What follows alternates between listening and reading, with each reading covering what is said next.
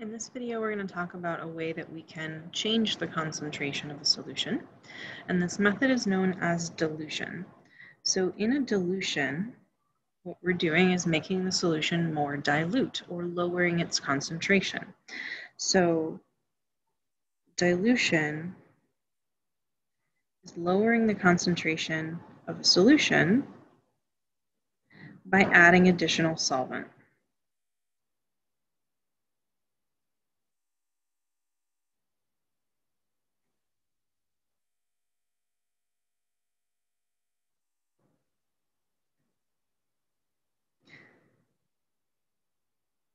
So if we think about our definition of molarity that we've talked about, our primary concentration unit that we're using for chemistry is known as molarity, symbolized with a capital M, is moles of solute per liter of solution. So if we're adding additional solvent, what we're really doing here is we are increasing the volume. So as we increase the volume of our solution, increasing the number of liters of solution,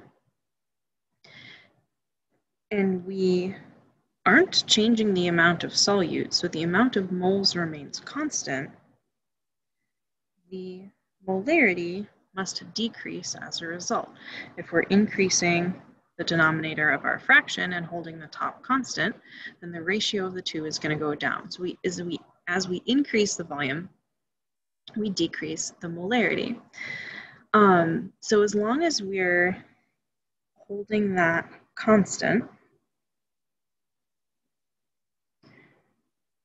we have molarity times liters or volume is equal to the moles. So this is our molarity. This is our volume. And our number of moles of solute is staying the same, is remaining constant throughout a dilution. All we're doing is adding more solute that makes the molarity go down.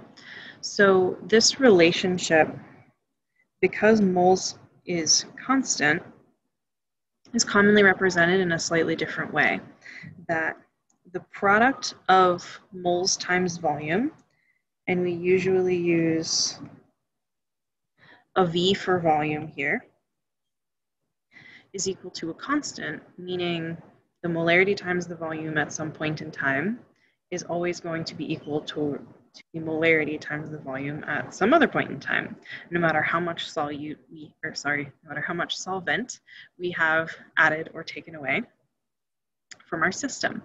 That is always going to stay the same. So we represent this with kind of a shortcut equation.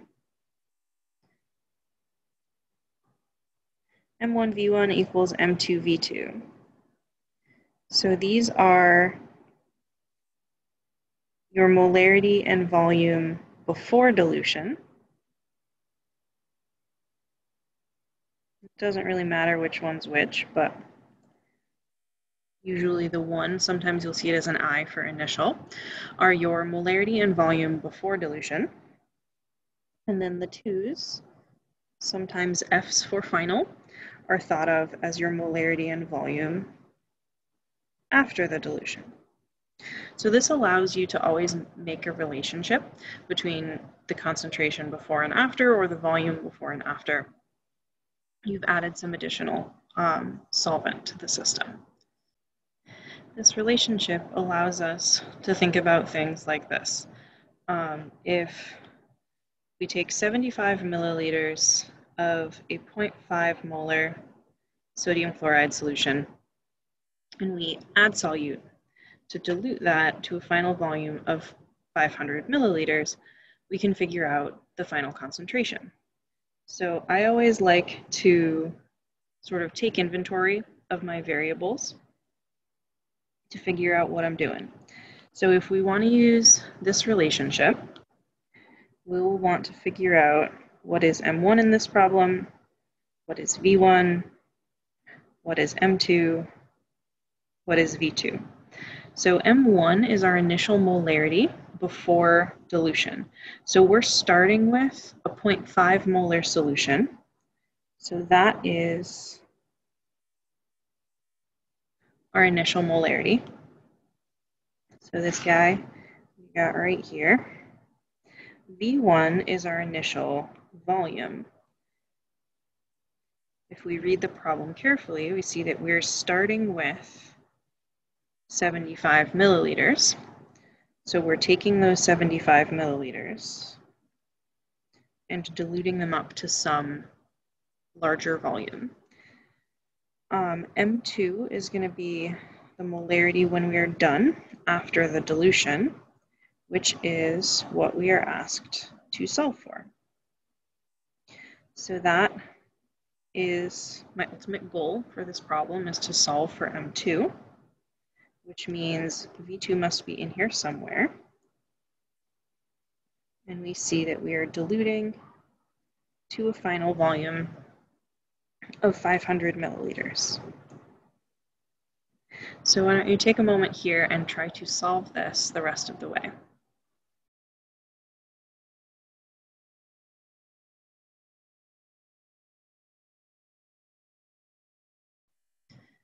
So when we do that,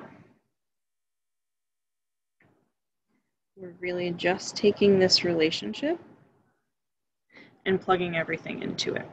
So I usually like to rearrange my equations beforehand, but it doesn't matter at all. So M2 is what we're looking to solve for. So we want to solve this equation for M2, which means we will divide both sides by V2. So we'll get M1 V1 over V2 is equal to M2. And now we can just plug in our numbers and solve.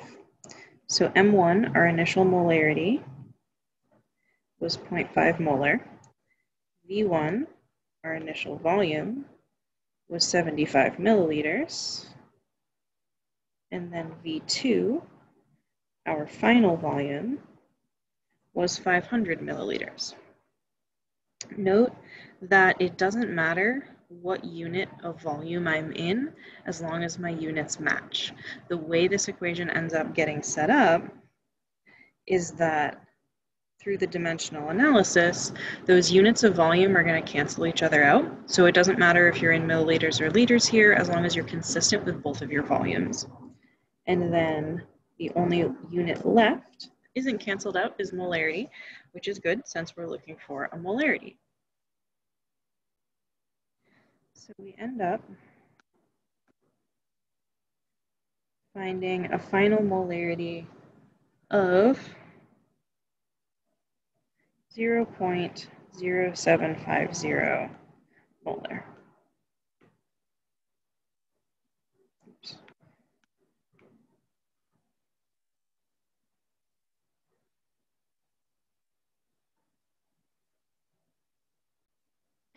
Dilution is also a method that we can use for making a solution of a particular molarity. It's especially useful when you want to make a solution that has a very small molarity.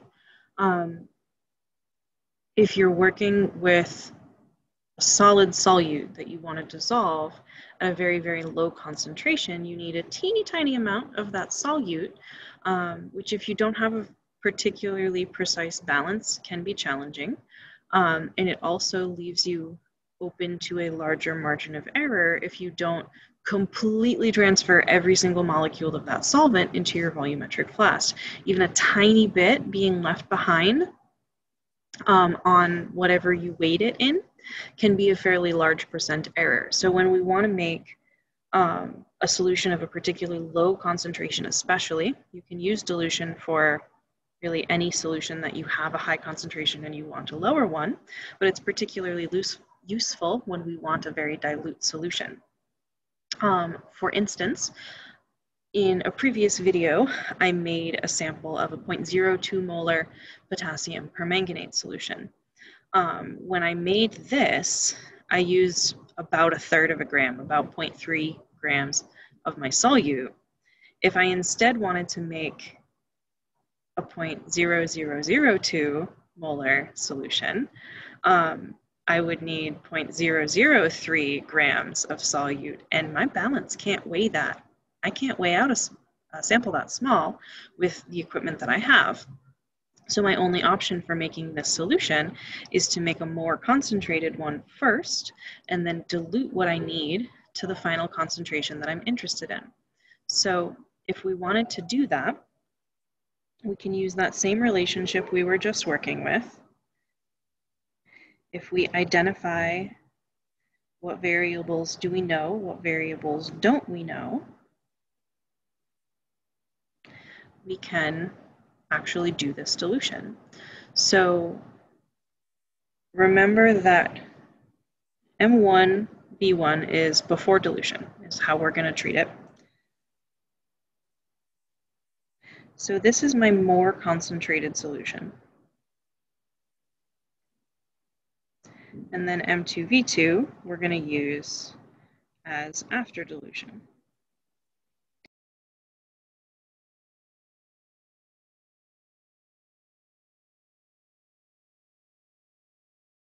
So after the dilution, what I want to end up with is 100 milliliters of 0.0002 molar.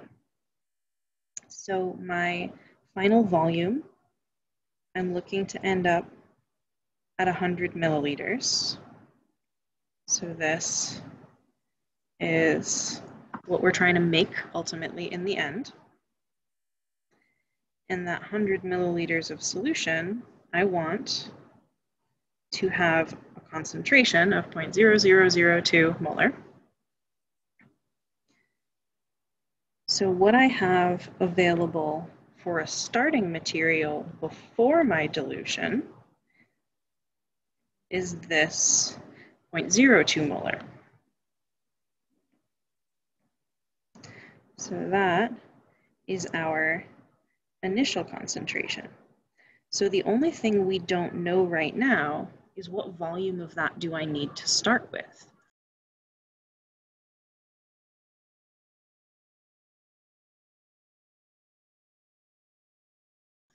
But we can use M1V1 equals M2V2 to solve for that. So I can figure out how much of that more concentrated solution should I take to dilute up to a total volume of 100 mils to get the concentration that I'm looking for. So here we're solving for V1. So we will divide both sides by M1. So we'll have M2 V2 over M1 to solve for the volume that we're looking for. So we can plug in what we know. The final molarity we want is 0.0002 molar. The final volume that we want is 100 milliliters. And the initial concentration that we're starting with is 0.02. So if we do out the math here, we will find that we want to start with 1 milliliter. So we want to take 1 milliliter of that more concentrated solution and add enough solvent to get up to a total volume of 100. So here I have that 0.02 molar potassium permanganate solution that I made the other day. If I want to make the more dilute one that we just did the calculations for, we found that I need to take 1 milliliter of this one and dilute it up to a total volume of 100 mils.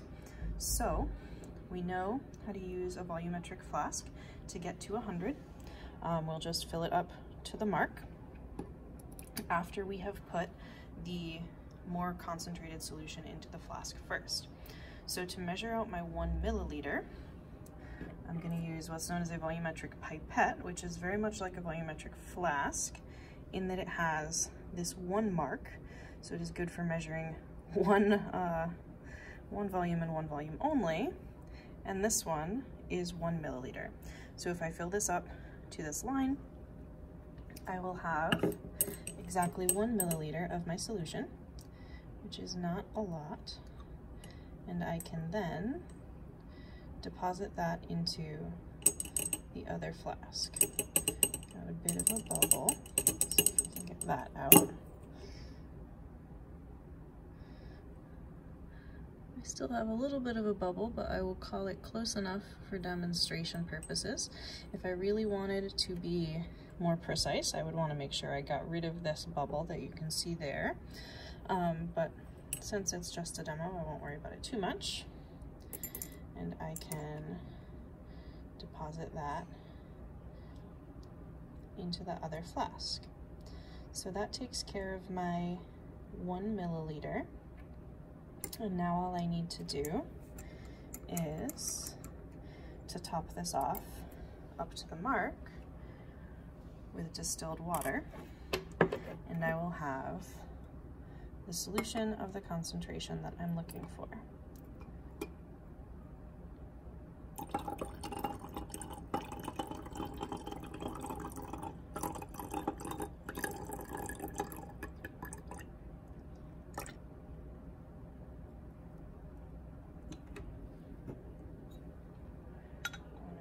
Nice and precise getting it up to the mark, so I pick it up to eye level, which I know you can't see, but there we are. So I can cap that, make sure it is well mixed, and that is done.